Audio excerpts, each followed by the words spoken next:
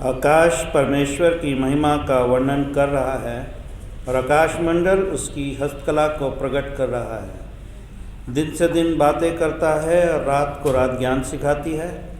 ना तो कोई बोली है और ना कोई भाषा जहाँ उनका शब्द सुनाई नहीं देता। उनका स्वर सारी पृथ्वी पर गूंज गया है और उनके वचन जगत की छोर तक पहुँच गए हैं। आइए हम प्रार्थना में अपने सरों को झुकाएं। हमारे सर्वशक्तिमान दयालु पिता, एक बार फिर हम धन्यवाद का हृदय लेकर प्रभु आपकी नज़दीकी में आते हैं। धन्यवाद करते हैं बीती रात के बाद नई सुबह नए दिन के लिए, इस नए भोर के प्रकाश के लिए। ये आपकी दया है, आपकी करुणा है कि आपने हमें अब तक संभाला है प्रभु। धन्यवाद करते हैं कि आपने हमसे प्रेम किया और उस प्रेम को हमने जाना कि आप हमारे लिए इस दुनिया में आए, दुख उठाया, हमारे गुनाह क्षमा किए और आपने प्रभु हमें एक ऐसा सर्वोत्तम जीवन दिया जिसमें आपकी दया, आपका प्रेम है। धन्यवाद देना चाहते हैं कि आपने हमें सुंदर मौका दिया कि हम आपके घर में इकट्ठा हो सकें और एक बार फिर मिलकर प्रभु हम आपकी बंदगी करें, आपकी महिमा प्रकट करें। धन्यवाद दें उन आशीषों के लिए जो आपने हमें दी हैं। जब हम प्रभु प्रार्थना करते हैं, आपके वचन को पढ़ते हैं, आपकी स्तुति और महिमा के गीत गाते हैं, तो हम आपसे मांगते हैं कि आपकी पवित्र आत्मा हमारे बीच में रहे। हमें से हर एक जन उस पवित्र आत्मा से छुआ जाए और हम सब मिलकर शुद्ध मन के साथ, पवित्रता के साथ, एक दूसरे के साथ मिलकर प्रभु आपकी बंदगी करें, आपको धन्यवाद दें और निरंतर हमारे होठों से आपकी महिमा प्रकट होती रहे।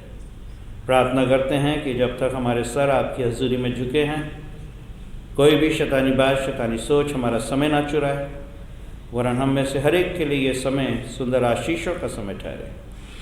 धन्यवाद देते हैं प्रभु कि आपकी उपस्थिति हमारे बीच में है और हम उसे महसूस करें। हम में से हर एक जन उस पवित्र सामर्थ्य से भरे और शुद्ध मन और पवित्रता के साथ आपकी बंदगी करें और आपको धन्यवाद दें, क्योंकि आप इसी के योग्य परमेश्वर हैं।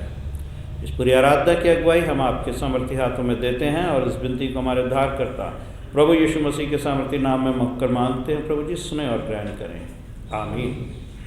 आइए हम सब मिलकर प्रभु की महिमा में गीत गाएंगे। गीत नंबर 113 आवाज़ उठाएंगे, हम साज बजाएंगे।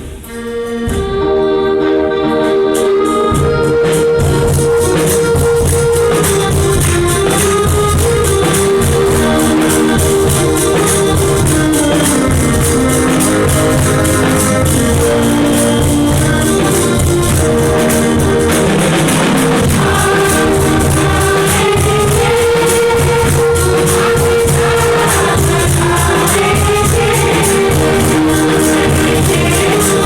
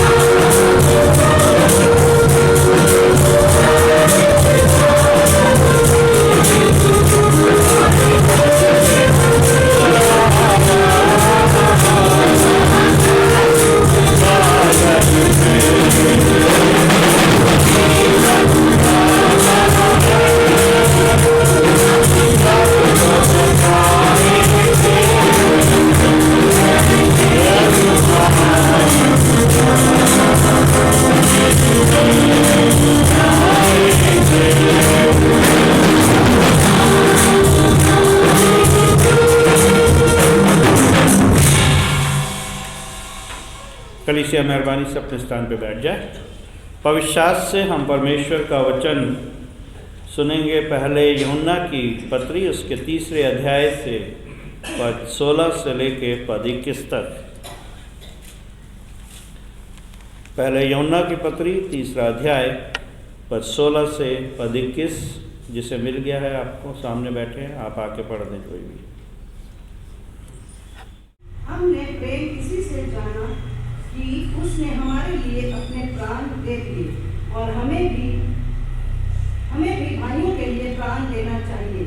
और जिस किसी के पास संसार की संपत्ति हो और वह अपने भाई को कंगाल देखकर उस पर तरस खाना ना चाहे, तो उसमें परमेश्वर का प्रेम कैसे बना रह सकता है। हे बालकों, हम वचन और जीव ही से नहीं, पर काम और सत्य के द्वारा भी प्रेम करें। इसी से हम जानेंगे कि हम सत्य के हैं, और जिस बात में हमारा मन हमें दोष देगा, उसके विषय में हम उसके सामने अपने अपने मन को ढाढ़स दे सकेंगे, क्योंकि परमेश्वर हमारे मन से बड़ा है और सब कुछ जानता है। हे प्रियो, यदि हमारा मन हमें दोष न दे, तो हमें परमेश्वर के सामने हयात होता है। परमेश्वर अपने वचन के पढ़े और सुने जाने पर आशीष दे। आमीन। आइए हम कुछ समय अपने प्रार्थना में व्यतीत करेंगे, और मैं चाहता हूँ कि कोई भी जेंट्स भाइयों में से कोई भी सामने आके एक जना कोई भी प्रार्थना करे। धन्यवाद करते हैं आज के समय के लिए मेरे परमेश्वर, जो तूने हमें दिया मेरे परमेश्वर, कि हम अपने सरों को झुकाकर मेरे परमेश्वर तेरे बड़े पवित्र पाक और कदूस नाम का धन्यवाद कर सके। धन्यवाद करते हैं प्रभु इस ठंड के मौसम में प्रभु, तो हम सब बहन और भाइयों को प्रभु सही सलामत मेरे परमेश्वर अपने भवन में लेके आया, कि प्रभु हम तेरे नाम को ऊंचा उठा सके और तेरे नाम का धन्यवाद कर सके। मेरे परमेश्वर इस महामारी के समय में मेरे परमेश्वर, मैं हर एक विश्वासी को मेरे परमेश्वर छोटे जन से लेके प्रभु बड़े बुजुर्ग तक को तेरे हाथों में सौंपता हूँ प्रभु। इस समस्या में मेरे परमेश्वर, इस महामारी में मेरे परमेश्वर, एक तू ही है जो हमें बचा सकता है मेरे परमेश्वर, क्योंकि तेरा पवित्र लहू मेरे परमेश्वर हमें पाक साफ करता है मेरे परमेश्वर। धन्यवाद करते हैं मेरे प्रभु कि प्रभु तू इस समय क्रोध में है मेरे परमेश्वर, और तूने अपनी तलवार को अपने म्यान से निकाला है। प्रभु हम तुझसे दुआ करते हैं प्रभु कि अपने क्रोध को शांत कर मेरे परमेश्वर, और अपनी तलवार को अपने म्यान में वापस डाल मेरे परमेश्वर, जो ये महामारी के समय है प्रभु, ताकि इससे हम सब लोग बच सके मेरे परमेश्वर। खास प्रार्थना करते हैं प्रभु युवाओं लोगों के लिए मेरे परमेश्वर, जो यूथ है मेरे परमेश्वर, प्रभु तू यूथ को चाहता है मेरे परमेश्वर, तू यूथ को पसंद करता है मेरे परमेश्वर, ताकि वो तेरे सुसमाचार को मेरे परमेश्वर करा सके, और तू उसे अपने कार्य के लिए प्रभु जी उसे इस्तेमाल कर सके। देखे मेरे परमेश्वर आज यूथ जो है मेरे परमेश्वर प्रभु व्यभिचार की तरफ और तो नशे की तरफ और तो बातों की तरफ बढ़ता जा रहा है मेरे परमेश्वर। देखिए प्रभु हम तुझसे प्रार्थना करते हैं प्रभु, तू उस युग को बचा ले मेरे परमेश्वर, तू मेरे देश को बचा ले मेरे परमेश्वर, तू मेरे लोगों को बचा ले मेरे परमेश्वर, क्योंकि एक तू ही है प्रभु जो बचा सकता है मेरे परमेश्वर। धन्यवाद करते हैं मेरे परमेश्वर आज के दिन के लिए मेरे परमेश्वर, और तेरे पासवान के लिए मेरे परमेश्वर, जिसे तूने हमारे बीच में प्रभु तिरवाही के रूप में रखा है मेरे परमेश्वर। जिस चीज की प्रभु हमें आपकी पराग की जरूरत होती है मेरे परमेश्वर, तेरा दास प्रभु जी हमें तेरे वचन के द्वारा दे सके प्रभु। जब तेरा दास प्रभु बोलता है मेरे परमेश्वर, प्रभु वो अपने मन से नहीं प्रभु, बल्कि तेरी आत्मा के द्वारा तेरी आत्मा से भर कर बोले मेरे प्रभु जी। तेरे दास को तेरे हाथों में सौंपते प्रभु।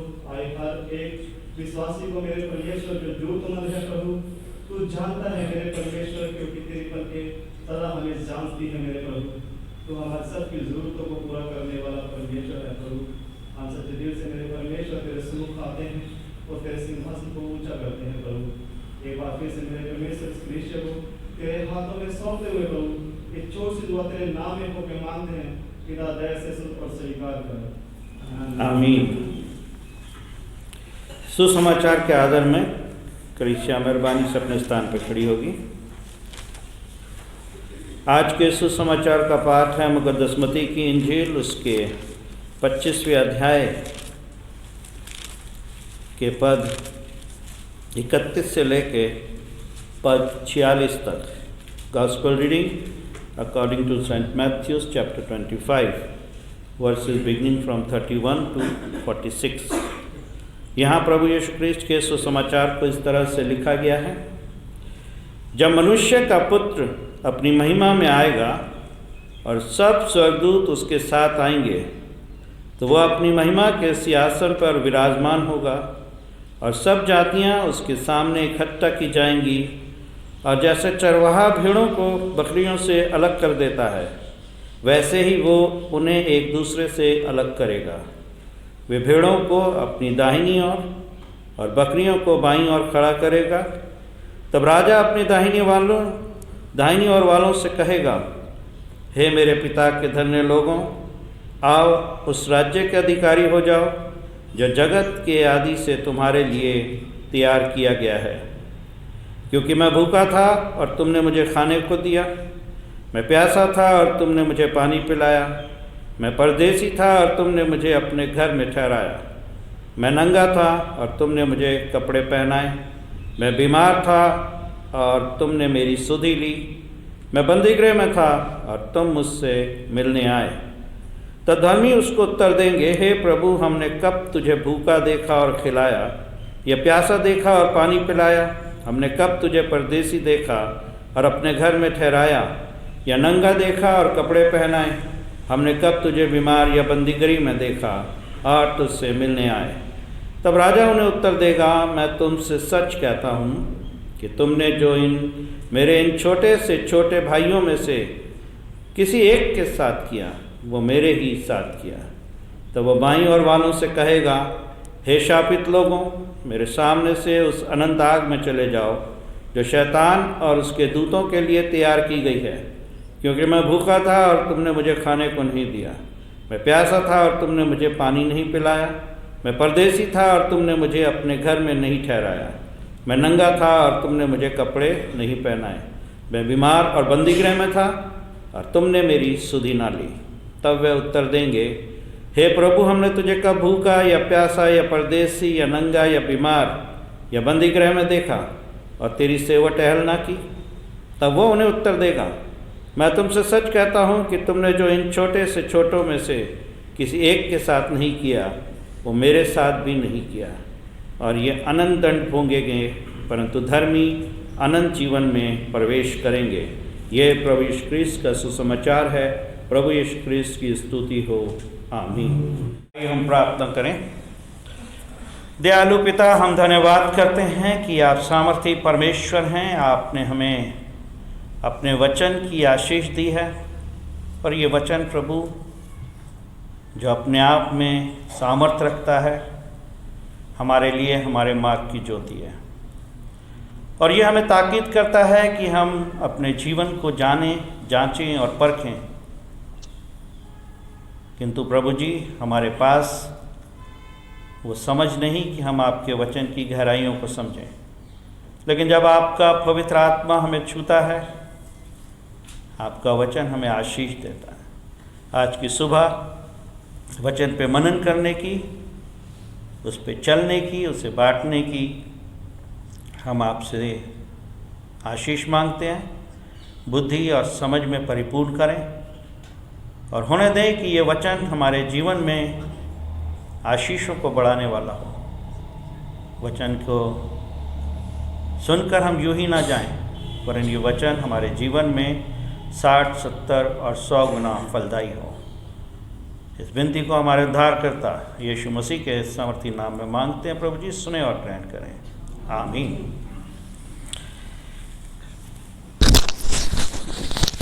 प्यारे अजीज़ों, जैसा कि आपको एलईडीज़ में दिख रहा होगा, आज की थीम है हम सबको प्रभु के न्याय सिंहासन के सामने खड़ा होना है। ये वो सच्चाई है जिसको आप नकार नहीं सकते। जजमेंट डे, न्याय का दिन।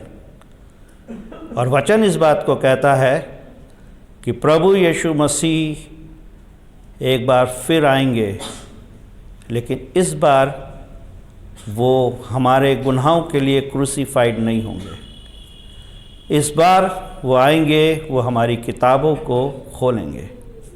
और वो जो गाना हम गाते हैं, खुल जाएंगी किताबें जब भी हिसाब होगा, इंसाफ का तराजू यीशु के हाथ होगा। मेरी किताब खुलेगी, आपकी खुलेगी, हर वो इंसान जो इस दुनिया में पैदा हुआ है सबकी किताब खुलेगी। और जिसके हाथ में वो तराजू है वो मुंह देखा न्याय नहीं करता, वो पक्षपात नहीं करता, वो गोरे काले में भेद नहीं करता। वो जो सही है वो सही है, जो गलत है वो गलत है। न्याय करता परमेश्वर। इससे पहले वाले रविवार को मेहरबानी से फ़ोन ऑफ कर लें। जिसका भी फ़ोन चालू है स्विच ऑफ कर लें, साइलेंट कर लें। पिछले रविवार को हमने किस विषय के ऊपर बात की थी? सामने वाले नहीं बोलेंगे। किस विषय के ऊपर हमने वचन सुना पिछले रविवार को?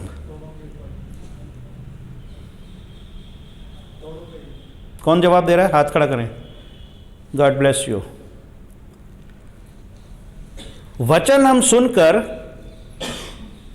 प्रार्थना करते हैं कि वो हमारे जीवन में 60, 70 और 100 गुना फल लाए। लेकिन सच्चाई यह है कि जब हम गेट पे भी अगर कई बारी पूछ लेते हैं पासवान लोग कि आज का वचन क्या था, तो हम सोचते हैं क्या बोला था आज पादरी साहब ने। यह है हमारी खुदा के वचन को ग्रहण करने की क्षमता। किस क्षमता के साथ हम उसके वचन को ले रहे हैं। लेकिन अगर हम हृदय की गहराइयों से परमेश्वर का वचन सुनते हैं और मनन करते हैं, एक हफ्ता तो छोड़िए, 1 महीने के बाद भी आप उस वचन को बता सकते हैं, क्योंकि आपने अपने पूरे मन और आत्मा से परमेश्वर के वचन को सुना है। तो इसका मतलब ये बात हो जाती है कि बहुत सारे लोग चर्च में रहते हुए भी चर्च में नहीं रहते। अब कहाँ रहते हैं इसके विषय में मैं कुछ नहीं कह सकता। आज का जो हमारा आपने गॉस्पल की जो रीडिंग सुनी है, ये रीडिंग पिछले हफ्ते की रीडिंग के आगे का सेकंड पार्ट है। और पिछले हफ्ते की जो हमारे पास जो हमारी थीम थी वो ये थी कि परमेश्वर ने जो हमें योग्यता दी है, जो वरदान दिए हैं, जो तोड़े दिए हैं, वो हमसे उन तोड़ों का लेखा लेगा कि जो मैंने तुम्हें दिया है उसका तुमने क्या किया। और आज की जो हमारी रीडिंग है वो तैयारी है, लेकिन आज की रीडिंग जो है वो उस तैयारी का फैसला है। और गॉस्पेल हमें बताता है कि जब मनुष्य का पुत्र अपनी महिमा में आएगा बादलों पर, तो वो अपनी महिमा के सिंहासन पर बैठकर, और 32वें आयत में लिखा है, सब जातियां उसके सामने इकट्ठा की जाएंगी। ना कि मसीह, सिर्फ यहूदी या इजरायली या मसीह नहीं, सब जाति। या यहां पे आप देखें वचन में साफ साफ ये लिखा है, जाति नहीं, सब जातियां। वचन की एक एक मात्रा, एक एक लाइन, एक एक बिंदु मायने रखता है। सब जातियां। तो ये हमने जो टिफरका मचा रखा है, हिंदू, मुस्लिम, सिख, ईसाई, जैन, बौद्ध धर्म, ये सारी चीजें खुदा कह रहा है, खुदा का वचन कह रहा है, ये सब कहाँ होंगी? एक ही जगह पर इकट्ठी कर दी जाएगी। किस जगह पर इकट्ठी कर दी जाएंगी? वो महिमा का सिंहासन जहां पर खुदावंद यीशु मसीह विराजमान है। और वो कह रहा है कि वहां मैं भेड़ों और बकरियों को एक दूसरे से अलग कर दूंगा। भेड़ों को कहूंगा तुम दाहिने जाओ, और बकरियों को कहूंगा तुम बाएं जाओ। और यही बात है कि न्याय का दिन जब हमारी किताबें खोली जाएंगी और हमारा बही खाता वहां पे दिखाया जाएगा, उसका फैसला या तो दायां या बायां, इसके अलावा कोई फैसला नहीं। यह सच्चाई है। या तो हम दाहिनी तरफ जाएंगे जहां पर अनंत जीवन है, आनंद है, खुशी है, और अगर वहां नहीं किसी कारण से जा पाते तो बाईं तरफ अनंत आग है जहां पर दुख है और परेशानी है और दंड है। बिल्कुल साफ साफ खुदा का वचन हमें यहां पर यह बात की चेतावनी दे रहा है। वो पैमाना क्या है, वो आधार क्या है जिससे हम इस बात को समझें, अपने जीवन को कैलकुलेट करें, अपने जीवन के अंदर इस बात का विश्लेषण करें कि मैंने एक ऐसा जीवन जिया है कि जब वो समय आएगा मैं खुदावंत की दाहिनी तरफ जाऊंगा या जाऊंगी। I am fully satisfied as a Christian. मैं एक मसीह होने के नाते अपने जीवन से इस बात के लिए सेटिस्फाई हूं कि हां प्रभु यीशु मसीह, मैंने तेरी इच्छा के मुताबिक जीवन जिया है और मैं तेरे दाहिनी तरफ जाऊंगी या जाऊंगा। या मैंने एक ऐसा जीवन जिया है जिसमें मैंने आपकी आज्ञा को नहीं माना और मैं आपके बाईं तरफ जाऊंगा। इसका आधार क्या है? और इसका आधार प्रभु यीशु मसीह ने बड़े ही सिंपल तरीके से कहा कि जब राजा अपने दाहिने वालों से कहेगा, हे मेरे पिता के धन्य लोगों, आओ उस राज्य के अधिकारी हो जाओ जो जगत के आदि से तुम्हारे लिए तैयार किया गया है। यानी पैराडाइज तैयार है, स्वर्ग का राज्य है। खुदा बाप का फैसला, खुदा बाप का जो प्रभु यीशु मसीह की कॉल, जो उनका वादा, जो उनका वचन है कि मैं तुम्हारे लिए स्वर्ग का राज्य तैयार करने जा रहा हूं, वो राज्य तैयार है। उस राज्य को खुदा बाप ने तैयार कर लिया। और वो क्या कह रहा है? हे मेरे पिता के धन्य लोगों। धन्य लोगों कौन से धन्य लोग? जिन्होंने परमेश्वर की इच्छा को इस जमीन पे पूरा किया है। सिर्फ वही धन्य लोग, वो धन्य लोग नहीं जो मसीह कहलाते हैं, वो धन्य लोग नहीं जो बैप्टाइज कहलाते हैं, वो धन्य लोग नहीं जो चर्च आते हैं।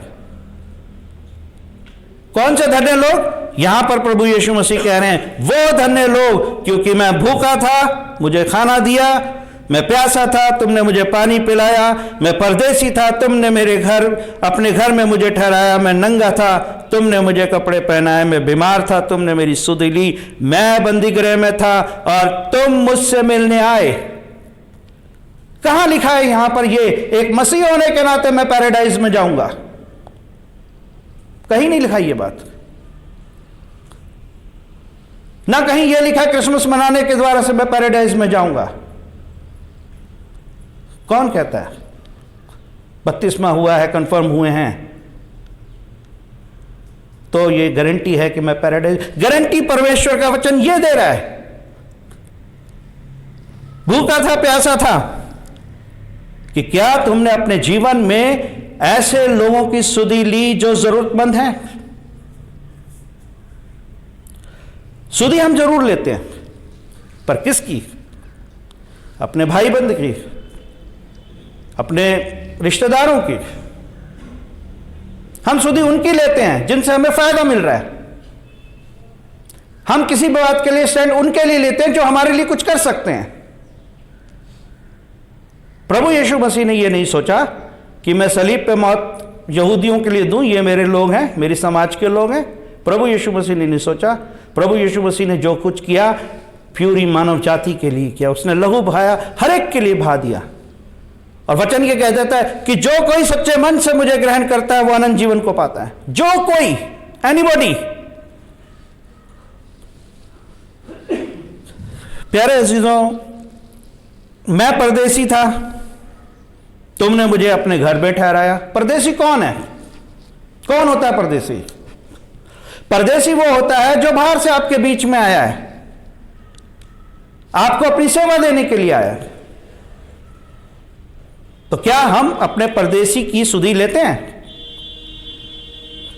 या वो परदेसी जो हमारे लिए आया है, हमें सेवा देने के लिए आया है, हम उसको सताते हैं, उसका विरोध करते हैं, तंग करते हैं उसे? खुदा का वचन कहता है कि परदेसी था, क्या परदेशियों को तुमने संभाला जिसे मैंने भेजा था तुम्हारे बीच में? प्यारे अजीजों, मैं नंगा था, क्या तुमने मुझे कपड़े पहनाए? यहां बात उस नंगेपन की नहीं है कि हम वस्त्र पहन के जो है हमारा शरीर, यहां यह है कि क्या हमने किसी ऐसे लोगों की उन कमजोरियों को, जो उससे जाने या अनजाने में हुई गलतियां, हमने उसको ढांकने की कोशिश की?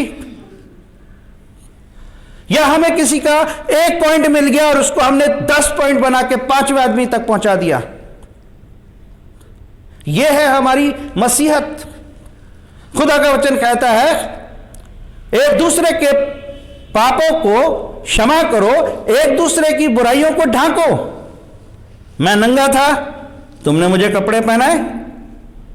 मैं बीमार था, तुमने मेरी सुधि ली। बीमारी शारीरिक नहीं होती कि हमारे को 102 बुखार हुआ तब हम समझेंगे बुखार है। बीमार इंसान मानसिक तौर से भी होता है, बीमार इंसान कमजोरियों से भी होता है।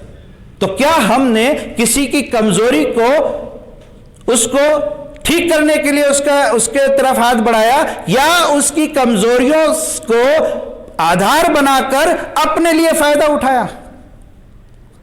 ऐसा बहुत है।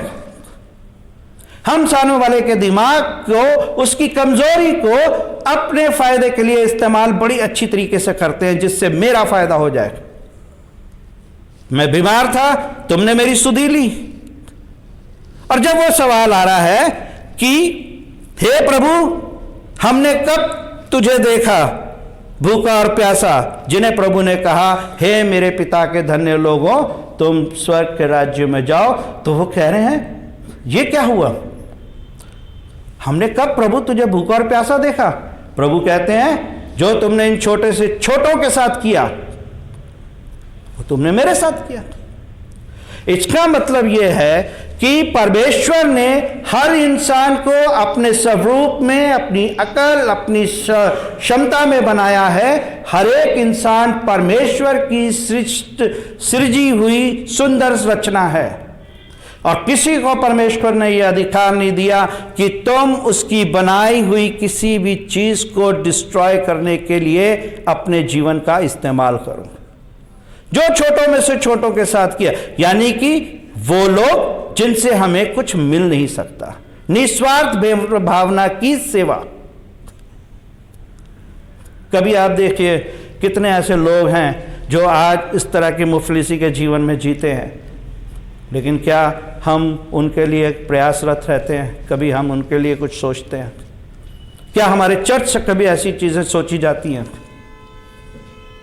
वो लोग जो समाज से बहिष्कृत हैं, लेप्रेसी के अंदर पड़े हैं, कोड़ी खाने में पड़े हैं, क्या कभी ऐसे प्रोग्राम हमारे चर्च से बनाए जाते हैं कि चलो 6 महीने में एक बार कुछ ऐसा दान ऐसी जगहों पे दे आएं? वो लोग जिनका कोई सहारा नहीं है, वो हमें कुछ नहीं दे सकते। क्रिसमस पर हम 1 लाख रुपए का खाना खा सकते हैं अपने लिए। जो कुछ किया तुमने अपने लिए किया भाई, तो मुझसे क्या चाहते हो? खुदा बाप कह रहे हैं, तुमने अपने आप को खुश किया ना, तो मुझसे अब क्या चाहिए? मेरी खुशी तो ये थी। और तब वो कहते हैं, इन छोटों से छोटों के साथ किया तो तुमने मेरे साथ किया। अब बारी आती है बाद में बाई वालों की, और उनको कहते हैं कि तुम शापित हो, जाओ। तो हक तो उनका भी है जानने का कि जी हमारे साथ ये नाइंसाफ़ी क्यों हो रही है। खुदा बाप उन्हें भी बता रहे, मैं भूखा था, खाना नहीं दिया, प्यासा था, पानी नहीं दिया, परदेसी था, मेरे को अपने घर नहीं ठहराया, नंगा था, कपड़े नहीं पहनाए, मैं बीमार था, बंदी गृह में था, मेरी सुधि नहीं ली। उनका भी वही सवाल कि प्रभु आप अगर हमारे सामने आए होते तो हम तो अपने घर का सारा सामान आपको दान कर देते। आप बताते तो सही कि आप प्रभु यीशु मसीह हैं। और प्रभु यीशु मसीह कह रहे हैं, तुम क्या सोच रहे हो, जो तुम फोटो देख रहे हो मेरी, मैं उसी रूप में आऊंगा। हो सकता है आज चर्च छूटने के बाद एक भिखारी वहां गेट पे बैठा हो, उसमें प्रभु यीशु मसीह हो। जो इन छोटों के साथ तुमने नहीं किया, मेरे साथ नहीं किया, इसलिए जाओ, न्याय हो गया। इसका मतलब यह है कि खुदा बाप हमसे ये चाहते हैं कि हम एज ए ह्यूमन बीइंग, एक इंसान होने के नाते हर इंसान को अपने जैसा आदर दें। उसकी वेशभूषा, उसकी स्टेटस, उसके ओहदे को नहीं देख के इंसान को इंसान समझें कि ये भी मेरे पिता प्रभु यीशु मसीह का बनाया हुआ जन है। प्यारे अज़ीज़ों, हम आज जिस उसमें से घूम रहे हैं ना, और ये सच बात है कि हम जो सोच रहे हैं कि एक बार प्रभु यीशु मसीह आ गए, मेरे लिए सलीब पे जान दे गए और वो चले गए। अगर वचन की हम मानते हैं एक एक बिंदु पूरा हुए बिना नहीं टलेगा, तो ये भी सच्चाई है कि वो फिर आएगा। कैलकुलेटिंग हो रही है। इन्हें भी नहीं पता था कब प्रभु यीशु मसीह इनको परख के चले गए। मुझे भी नहीं पता चलेगा प्रभु यीशु मसीह कब मुझको परख के चले गए। लेकिन मेरे भाई खाते में एक चीज लिख दी गई कि मैं पादरी साहब के दरवाजे पे आया था, पादरी ने मुझे भगा दिया, लिख लिया। प्यारे अजीजों, प्रभु यीशु मसीह ने हमारे लिए 10 तोड़े जो कहानी पड़ी थी कि 5 दिए बढ़ा दिए, 3 दिए बढ़ा दिए, वो योग्यताएं खुदा ने दी, बढ़ानी थी हमें।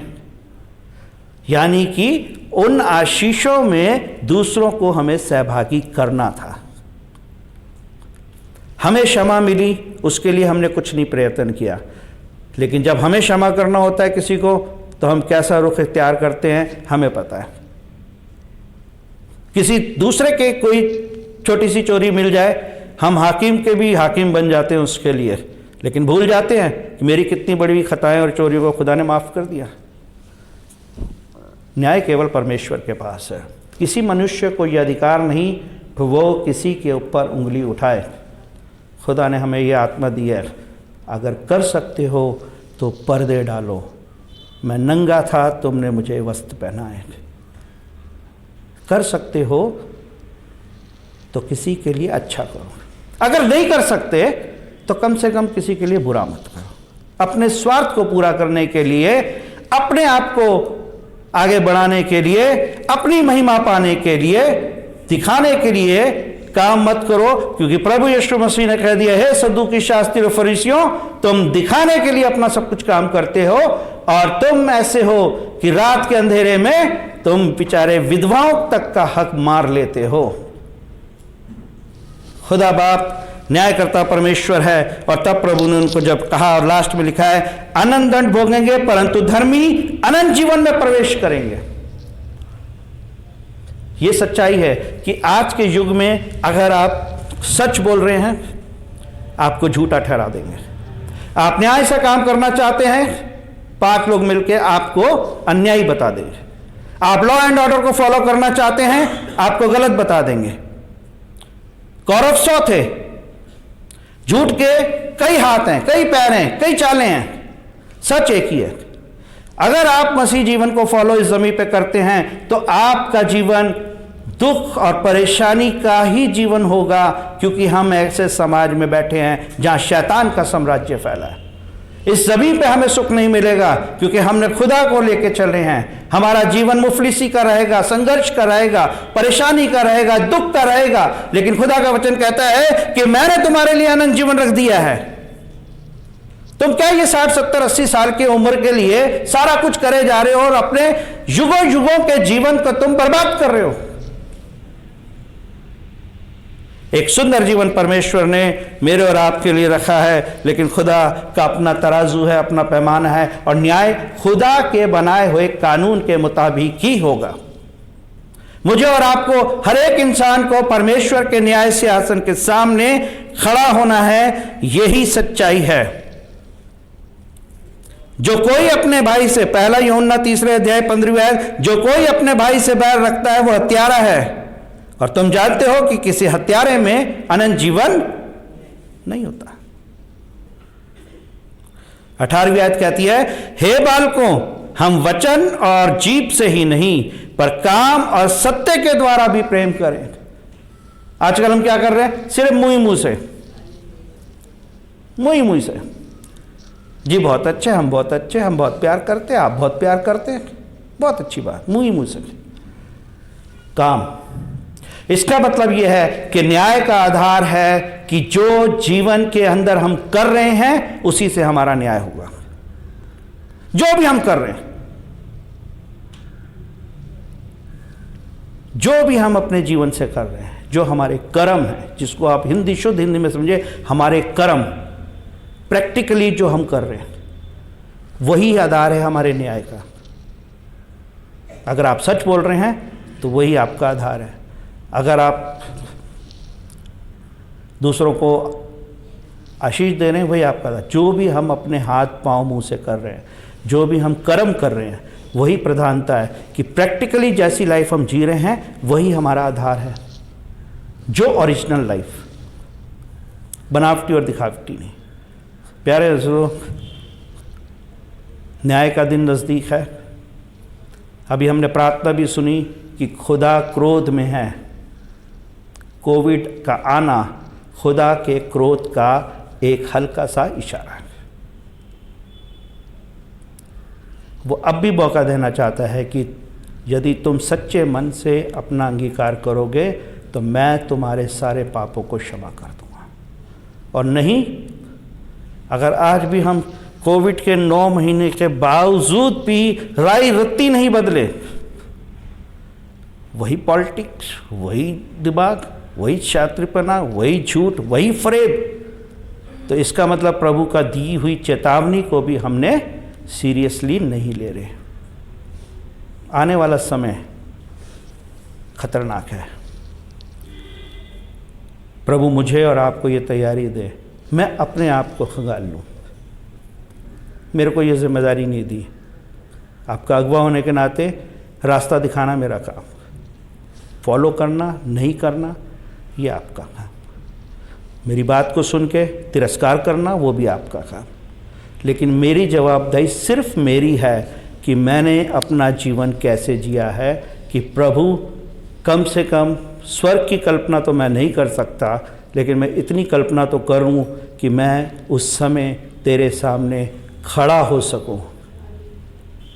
शायद मैं इस योग्य भी नहीं हूं खुदा कि मैं तेरे सामने भी खड़ा हो सकूं।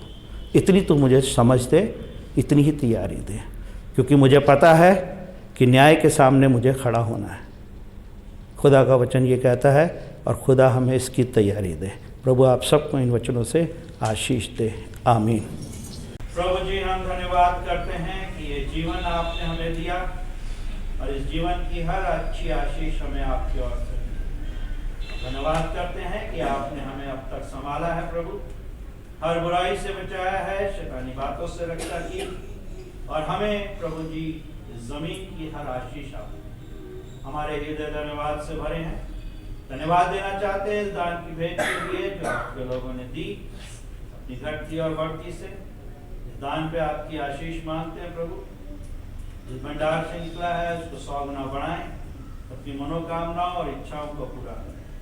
जब आपके घर से जाएं प्रभु, समर्थी हाथों में लेके हमें तैयारी दें कि हम आपकी मर्जी को जानें और उसे अपने जीवन से पूरा करें।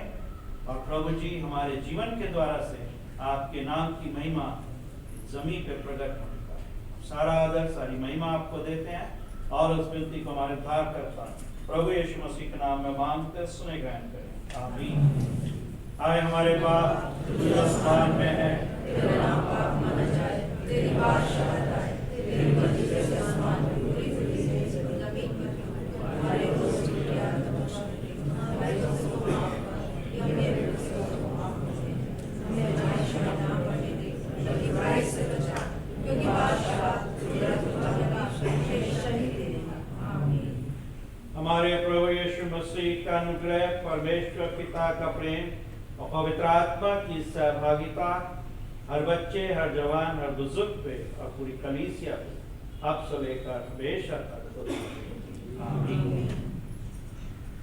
शांति से उस सब को भेजाइए और प्रभु की सेवा